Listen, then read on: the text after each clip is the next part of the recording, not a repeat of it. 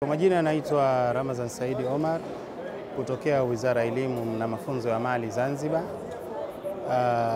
Sisi tumefika katika tamasha hili la elimu kidijitali na tulikusudia kuonyesha mipango mikakati pamoja na maandalizi ya maendeleo ya elimu kwa upande wa Zanzibar.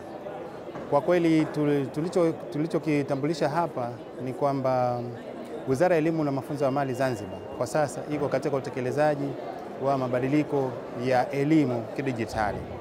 Kupitia mpango huo, Wizara ya Elimu na Mafunzo ya Mali Zanzibar tumeboresha miundombinu kwa vituo vyote vya mashule pamoja na vituo vyote vya utoaji wa elimu kama mfano TC na vituo vya kisayansi kwa kule Zanzibar.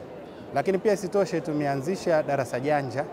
Ili darasa janja lina madhumuni ya kuweza kupunguza uhaba wa walimu waliokuwepo mashuleni. Darasa janja moja linaweza kufundisha shule takribani 6 mpaka 10 kwa wakati mmoja. Hii ni teknolojia mpya na vile vile darasa janja linarahisisha kuweza kufika maudhui ya masomo kwa vijana katika shule nyingi kwa upande wetu wa Zanzibar. Lakini pia isitoshe tumeshiriki hapa na kuonyesha elimu kwa vitendo kwa kupitia television ya Wizara ya Elimu ya Zanzibar pamoja na radio ya Wizara ya Elimu Zanzibar.